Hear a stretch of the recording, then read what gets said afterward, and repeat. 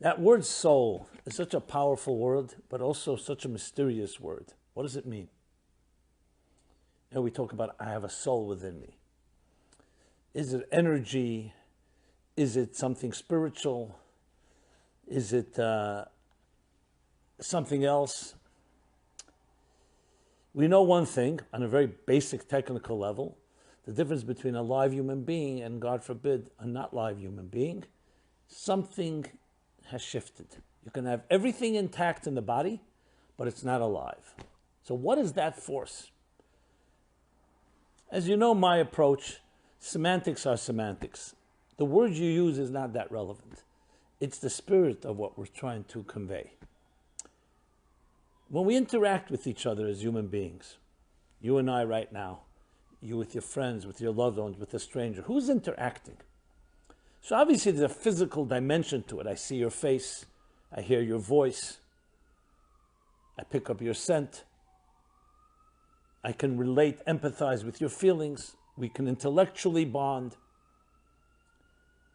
But it's clearly far more than just a physical interaction between two bodies. There are 4 personality types, archetypes, that define us all. Check out the description below, a course on the Kabbalah of the 4 elements. There's a personality involved. There's a vibe. There's an entire experience that transcends time and space as we know it. You can think about someone you love. They may be 1,000,000 miles away, and there's a connection. All that goes under the rubric we'll call the soul connection. But it's one thing to talk about it, it's another to experience it. And experience is the key to everything here. Because not everything can be empirically identified with our sight, sound, taste, touch, and smell, especially soulful matters. And when you learn to develop the tools that express and relate to your soul, a whole new vista, whole new horizons open up and opportunities, both for yourself and understanding yourself and your relationships with others. So that's what we're going to address. This is all based on the chapter of Body and Soul, first chapter in Toward a Meaningful Life. Let me begin with a story. A number of years ago, probably 15 years ago, maybe more, I received a phone call. It was the editor of Kirk Douglas, who recently passed away, the famous actor Kirk Douglas. And she tells me, I want to tell you something very touching. Mr. Douglas, who I've been helping with Simon & Schuster publishing and working, editing and publishing his book, Climbing the Mountain, had a stroke, recently had a stroke. And as a result, it left him somewhat paralyzed, it left him somewhat incapacitated, and he would cry and cry and cry, sometimes for hours. And he actually writes about it in his book, Climbing the Mountain, the crying. So I think she told me she did, or someone else did, gave him a copy of my book, Toward a Meaningful Life. We gave him a copy of her book. And he began reading it, and it became such a source of comfort and solace for him. And indeed, in Climbing the Mountain, when it was published, they sent me the book, and there's a whole section. Kirk Douglas writes how he used to be so sad. He lost some of his faculties. He wanted to get things done. He couldn't move properly. His mind told him one thing, his body would not cooperate. And he would cry. And he just could not bear it. It was so overwhelming. And he says, in the first lines of a book I read called Toward a Meaningful Life, it says, have you ever cried for no apparent reason? That's exactly the first line in the book. Have you ever just burst out in tears for no apparent reason? This is the soft voice of your soul, crying out for attention, asking to be nourished with at least as much care as you nourish your body. That's the opening paragraph of the first chapter. This is what he quotes it. He says, so I started thinking to myself, is this my soul, these tears? It put in a whole new spin, a whole new perspective on my crying. Instead of just being crying and just feeling so sad and overwhelmed, maybe it's my soul speaking to me. What does my soul look like? What is my soul all about? And that was the beginnings of his journey, which he documents in the book with the apropos name, Climbing the Mountain, to climb the mountain. It's very moving for me when I heard that. I wrote him a letter, we corresponded. And when he passed away a few months ago, I was reminded of it. But I said to myself, all of us have voices, expressions that manifest themselves in our lives, and it's really your soul speaking to you. It just speaks a different language. It doesn't speak with words whispering into your ear. It speaks with sentiments. One of them is crying for no apparent reason. That's an existential cry from a deeper part of yourself. As I said, the word soul, I'm comfortable with that word, but I know some people are not. So the word is not significant, the message. Sometimes it's the other way around. In the next paragraph I write, have you ever experienced a truly sacred moment when despite the constant turmoil of life, you felt a profound sense of awe and belonging?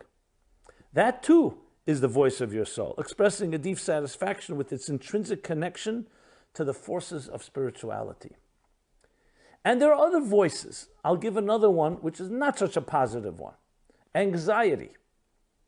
I don't mean to sound morbid, but people who are not alive, dead people, are never anxious. Anxiety is the voice of your soul feeling frustrated. We'll deal with that in the chapter on fear and anxiety. It's frustrated. Something is out of sync. Dissonance. That's another voice. When you start thinking of it that way, basically every sentiment, every feeling, every expression you have coming from within, whether it's a positive one or a negative one, it's all positive. It's your soul speaking to you. Your body speaks to you through hunger pangs, through fatigue, through aching muscles. It's telling you do something, through pain, physical pain. All these are a call of the body to respond. Eat a meal, drink a drink, exercise, improve your nutrition, improve your diet, your hygiene, and on and on. The soul also has a language. However, its language is far more emotional, far more subliminal. And these are all the voices of your soul. So whatever you're going through, especially in our day and age, meaning in the era of the pandemic, and all the unknowns and uncertainties, has definitely evoked all kinds of feelings. So it's not just emotions. It's your soul speaking through your heart, through your emotions. So don't ignore it, and get to know the most important part of who you are, what makes you tick. So in simple terms, everything in existence has a body and a soul, in the broad sense of the word. Let's take a table. Here's a table. I'm sitting by a table. The body of the table is the actual structure of the table. Its size, its measurements, what it's made of, its legs. The function of the table is its spirit, it's its soul. I'm going to use it to eat a meal. I'm going to use it to give a class. I'm going to use it to study on. I'm going to sit with my child and we're going to do homework together. A book has a body. These are the letters on the page, the words, the typeface, the design. But what message is it conveying? That's the spirit. That's the soul of the book.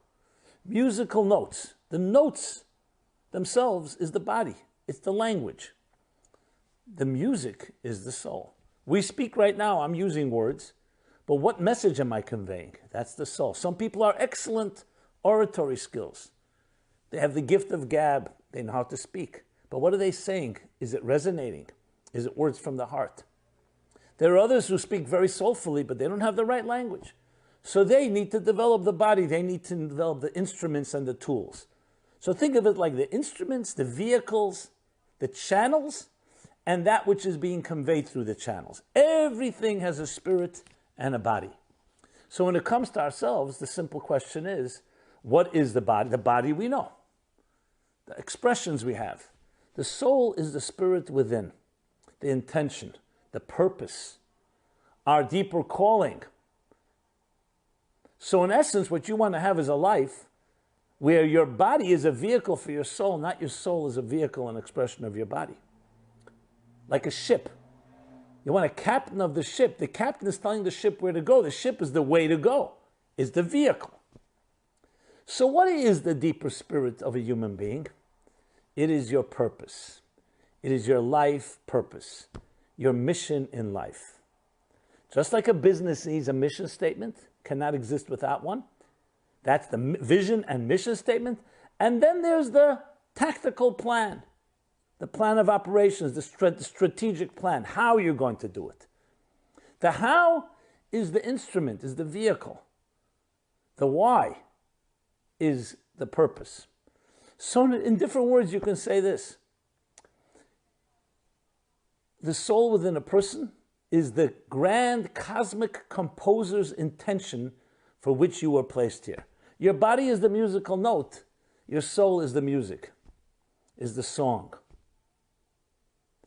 So in a sense, being in touch with your soul is being in touch with your core essence. How many of us, our lives are driven by what we do, by circumstances?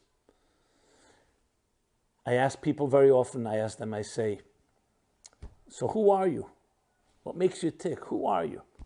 And very often, they'll give you their business card. And when I point out that your business card tells me what you do, doesn't tell me who you are, some people with a sigh will say, well, what I am has become a product of what I do. What I do has defined who I am, when it should be the other way around. No.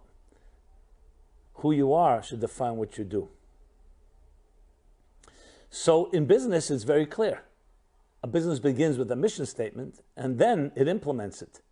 It may tamper with the mission statement until it gets it right, but at the end of the day, that's the driving force. In our lives as well, getting to know your soul, living a soul-driven life, a soul-centric life, instead of a body-centric life, means looking with the eyes of purpose, of deeper meaning, of calling, of your unique voice, your unique music. A body-centric life is looking at the tool chest, the instruments you have, which means looking from the outside in.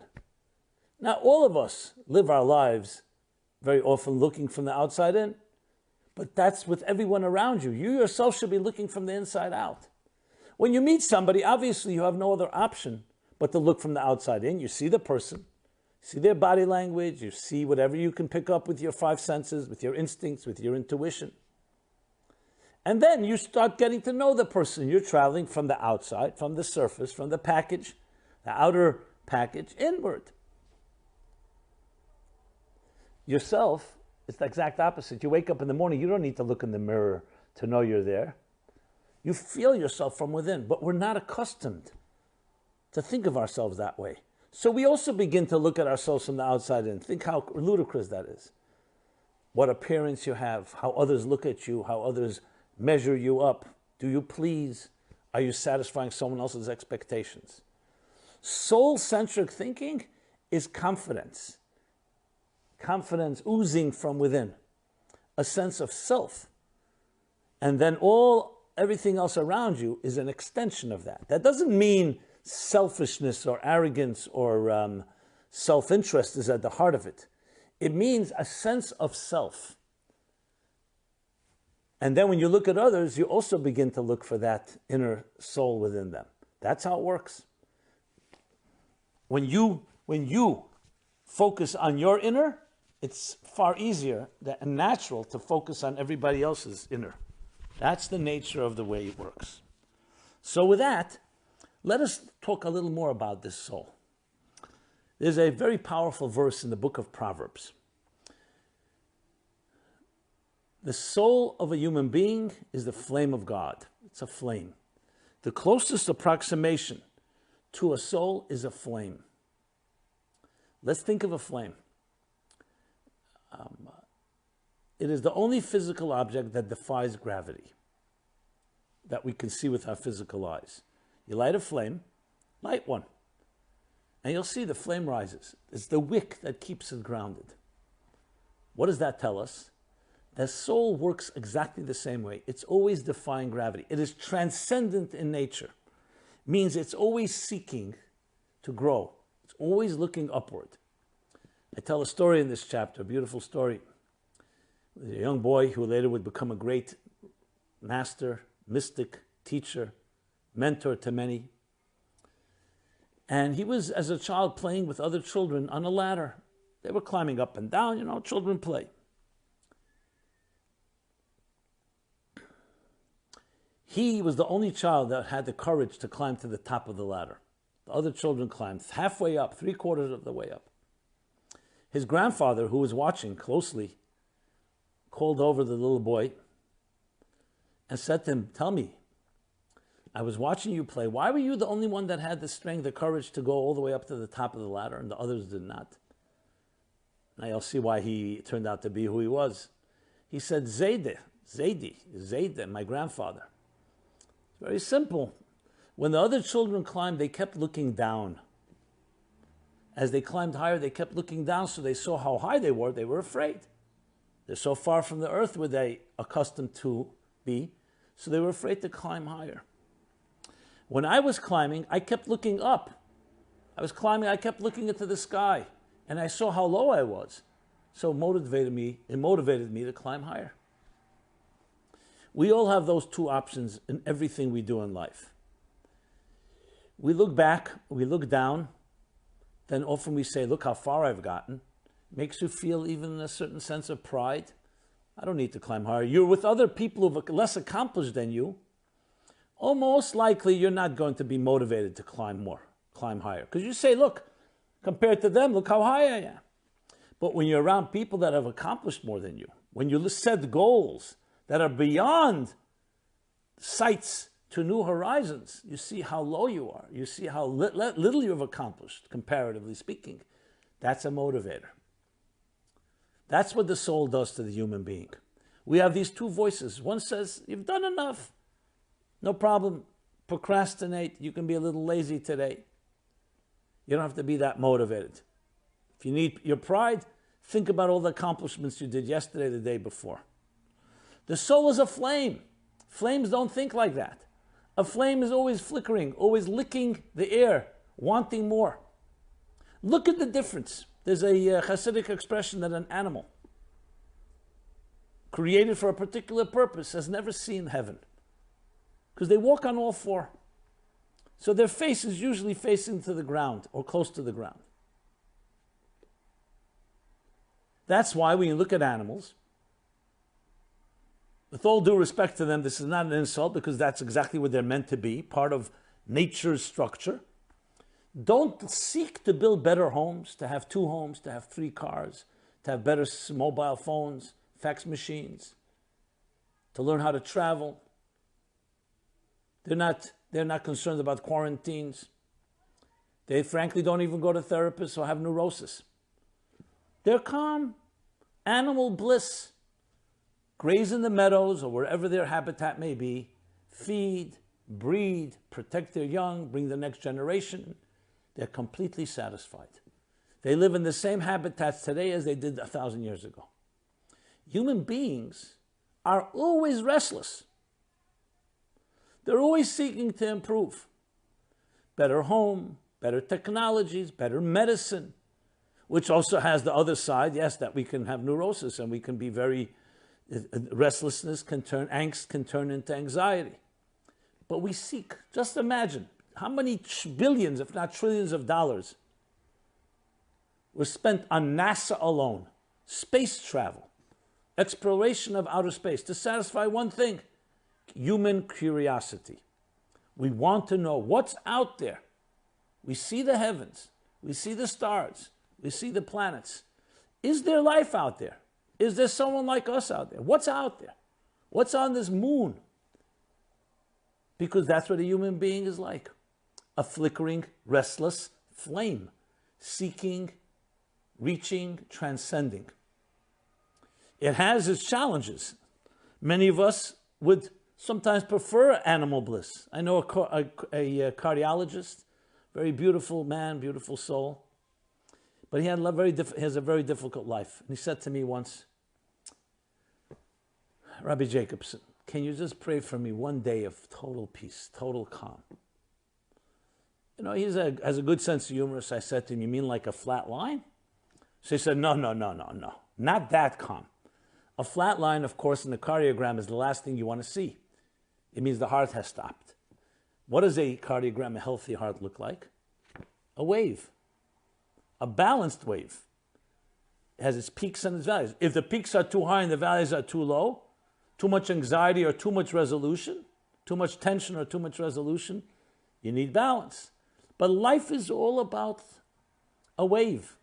It's all about cycles. It's a pulsating energy.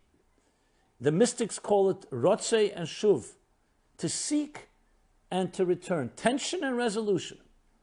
A healthy measure of angst, of feeling motivated and restless because you want to go higher, is a very healthy element. Too much calm, where everything is fine, is not consistent with the human spirit.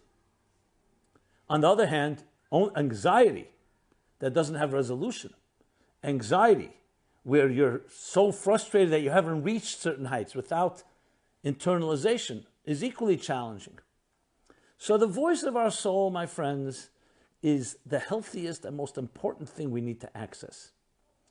I'm always taken by the tragic line in Oliver Wendell Holmes' poem, The Voiceless, where he says, "Alas to those that die with their song still inside them." Alas to those that die with their song still inside them. Often people equate it together with Thoreau's line, "Most men lead lives of quiet desperation." We have a song inside each of us. You don't need to go search it anywhere. You don't need to buy it. You don't need to purchase it. It's yours. It's actually not just yours. It's what makes you unique. Your unique music. Your unique voice. You were born an original. Don't become a copy. Embracing that voice, allowing it to speak to you, nourishing it, nurturing it, responding to it, giving it attention like you would a flower through watering and nurturing and nourishing it, is the key. And what you get in return is your song, your voice. So understanding life through the eyes of the soul, the eyes of your soul, gives you a whole new perspective on everything. You look at things from the inside out. You walk outside, you see a beautiful tree, nice weather, or rainy, stormy weather, and you look for the soul within the message. Everything has a deeper reason. Everything has a soul within. Everything has a deeper narrative. So may you all be blessed, may we all be blessed to touch that soul, especially in turbulent times like now, where much of our outer lives have been upended, disrupted on many levels, whether the pandemic of COVID-19 or the pandemic of racial tensions long brewing. It is an opportunity to look at things with a soul, to look at another. Souls don't have colors. Souls are not defined by race. They're defined by your divine mission. And each person on this earth, of our 7.5 billion people, has a unique, indispensable soul's mission in this world. Let's look for it. Let's embrace it. Let's express it. And when that voice is expressed, and I express my voice, and you express yours, and everyone around us, we encourage each to express each other's voice, we have this beautiful symphony that, on one hand, everyone is indispensable. On the other hand, we all complement each other in one large, grand, cosmic song that will transform this world. Instead of a world of hostility and of distancing and of separation, a world of harmony within diversity. Be blessed and be well. Thank you.